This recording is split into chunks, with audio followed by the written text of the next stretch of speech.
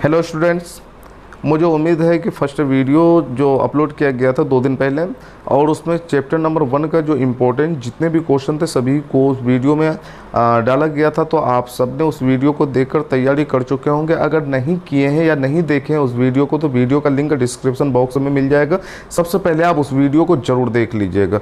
Gas, अगर lockdown में आप परेशान हैं और बोर्ड एग्ज़ाम आपके सर पे है तो टेंशन नहीं लेना है। आपको इस चैनल के माध्यम से सभी सब्जेक्ट का एक तरफ से तैयारी कराया जाएगा और नोट्स भी प्रोवाइड किया जाएगा। आपको व्हाट्सएप में आप अपना नोट्स हासिल कर सकते हैं। उसके लिए करना क्या होगा कि आपको सबसे पहले चैनल को सब्सक्राइब कर लेना होगा और बेल आइकन को दबाना होगा, क्योंकि आपके लिए जितने इंपॉर्टेंट क्वेश्चन है 100 क्वेश्चन हर सब्जेक्ट में आपको प्रोवाइड किया जाएगा, जिसमें से कोई भी क्वेश्चन आपको बाहर नहीं जाएगा। शॉर्ट क्वेश्चन 100 होगा, ऑब्जेक्टिव 100 होगा और लॉन्ग क्वेश्चन 50 होगा। इससे बाहर कोई भी क्वेश्चन नहीं जाएगा और आप बोर्ड एग्ज़ाम में इस तरह से 80% नंबर तक हासिल कर सकते हैं। क्योंककि इससे पहले 2019 और 20 वाला जो सेशन चल रहा था उसमें मेरे नोट्स से लगभग जितने भी स्टूडेंट लिए थे वो सभी 75+ % हासिल किए हैं और बहुत अच्छा वो सबका एग्ज़ाम भी गया था।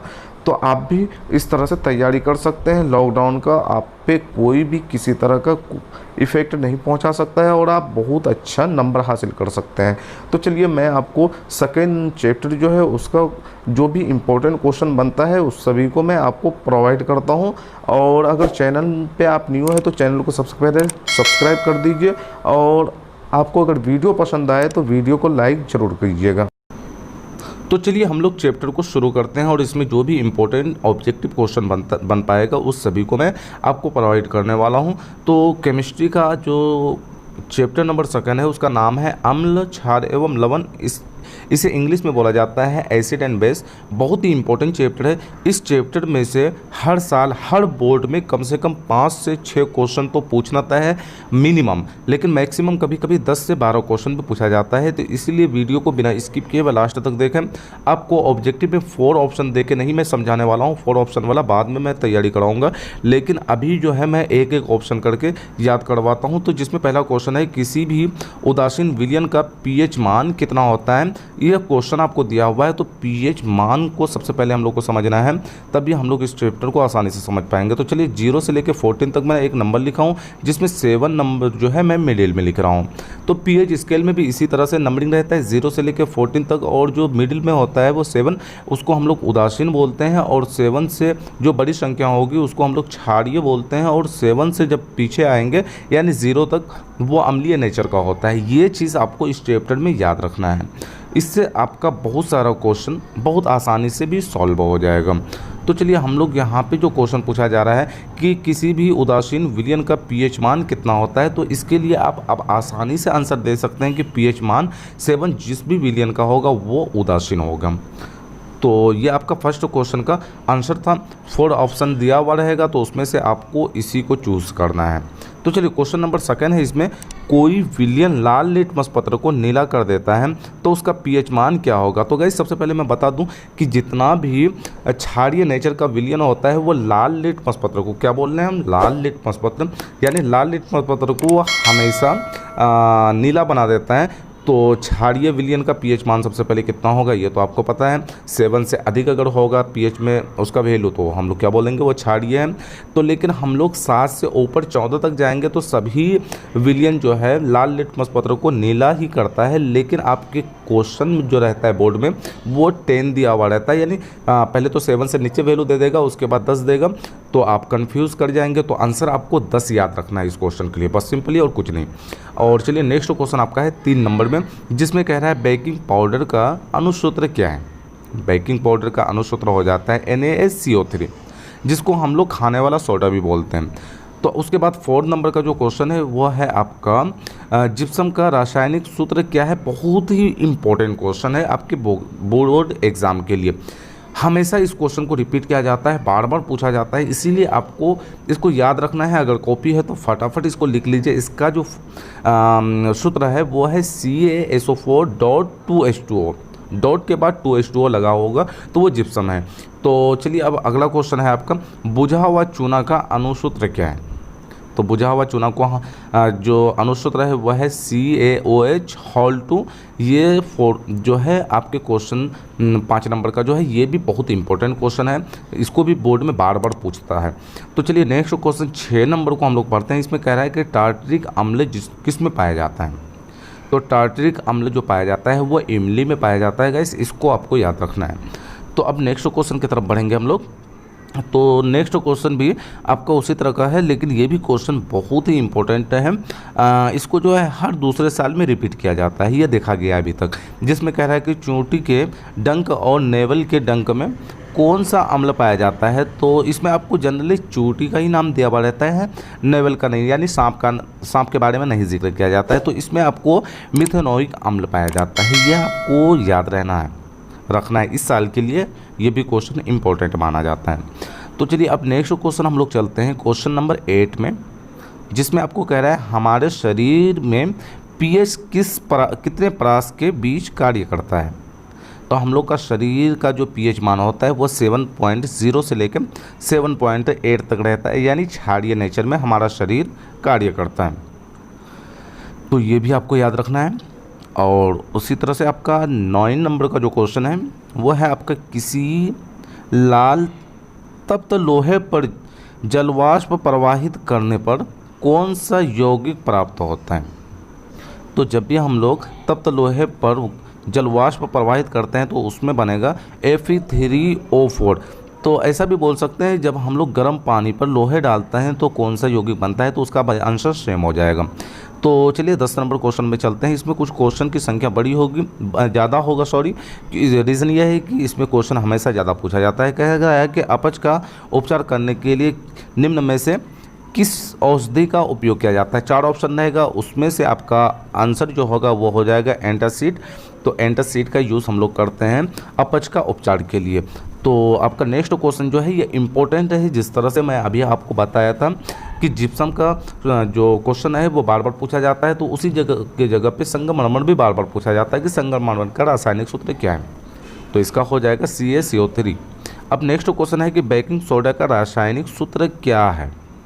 सिंपल, इसका सोडियम हाइड्रोजन कार्बोनेट, इसका याद रखेंगे। Sodium hydrogen carbonate baking soda का रासायनिक नाम है। तो अब नेक्स्ट क्वेश्चन 13 नंबर पे लेके चलता हूँ। तो इसमें क्वेश्चन की संख्या ज़्यादा होने वाला है, वीडियो भी बड़ी होगी, इसलिए तो आपको घबराना नहीं है, वीडियो को लास्ट तक देखना। कह रहा है कि दही में कौन सा अम्ल पाया जाता है, तो इसका आंसर हो जाएगा लैक्टिक अम्ल। अब आगे का क्वेश्चन जो है वो 14 नंबर में है।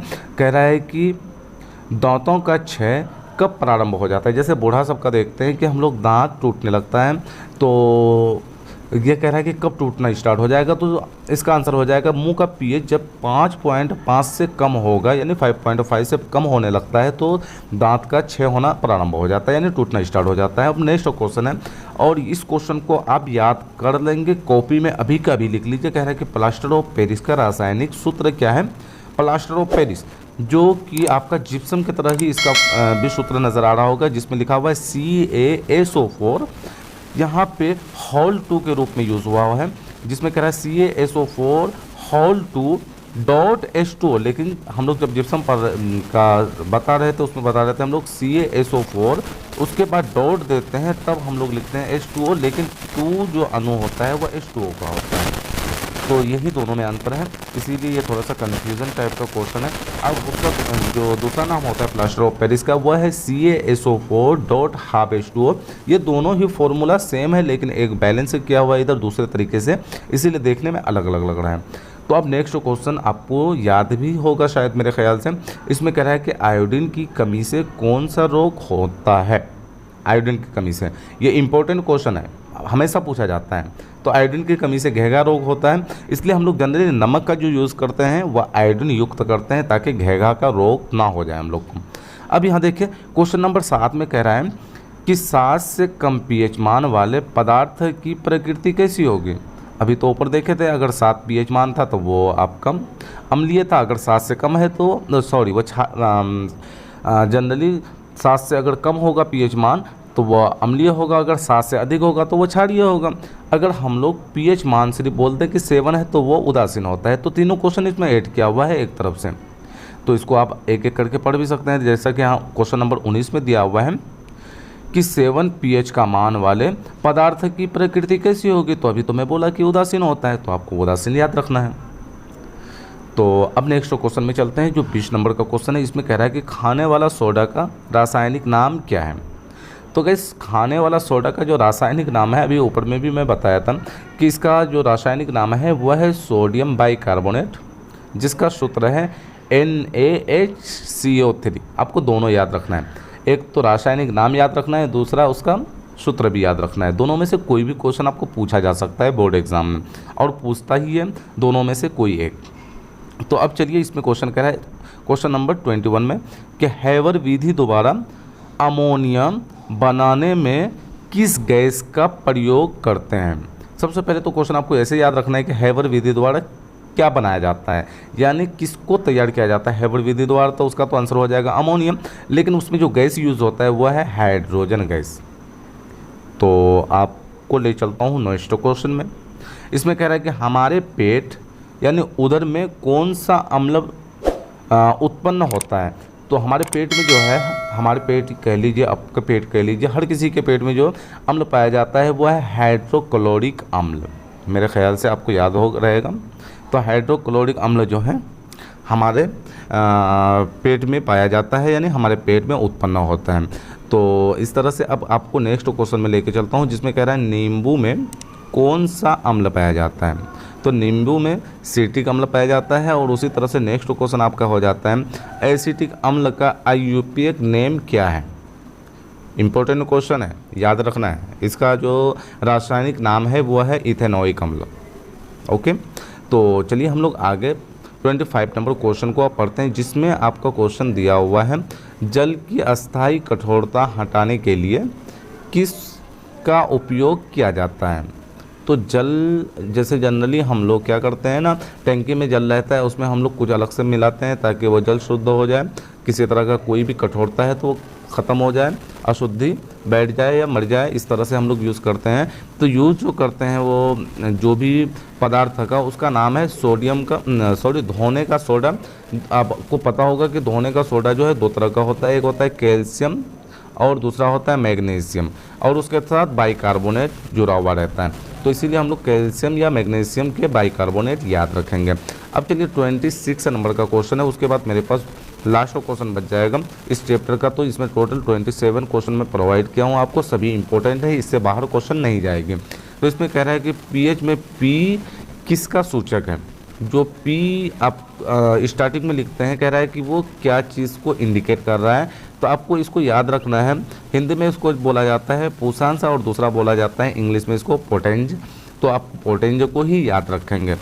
और चलिए अब उसके बाद नेक्स्ट क्वेश्चन जो है वो क्वेश्चन है आपको, दीवारों की सफ़ेदी करने के लिए किस विलयन का उपयोग किया जाता है। तो उसका नाम है गाइस CaOH (2).